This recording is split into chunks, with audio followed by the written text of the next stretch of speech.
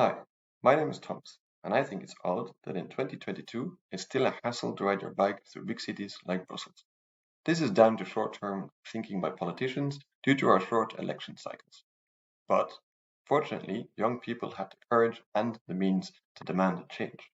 And a great place to start is our city, Brussels. More and more people are living in cities nowadays, and bikes give riders independence.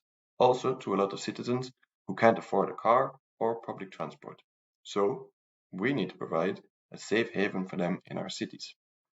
We also owe it to current and future generations to create a healthy environment in which everyone can thrive and enjoy our city. If we look at Curiosity, a citizen science experiment that shows us that there's too much nitrogen dioxide in the air, and also disproportionately so in poorer neighborhoods of the city. One of the solutions would be to make it harder for cars to get into town. Brussels has started by introducing new parking rules as of the 1st of May to make it more difficult for cars to park in the center above ground. This is a first step, but it's not enough. What we do need are better alternatives, safer bike lanes, accessible public transport to all citizens. If we look at Copenhagen, for example, they turned a city made for cars into a city made for cyclists. Why can't we do this in Brussels? We should demand scientific research into city planning. Where can we allow cars? Where do we need to give more room to bikes, pedestrians, and public transport? A few figures to show you why this is important. In 2020, it was shown that in 72% of the accidents with casualties among cyclists involved cars.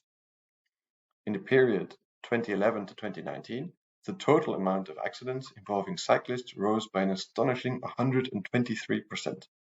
Cyclists are the only road user category in which the number of fatalities is increasing rather than decreasing, from 62 in 2010 to 75 in 2020.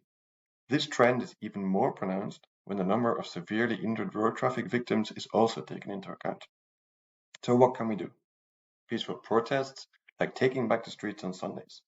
We can organize citizen panels, and we can use our right to petition.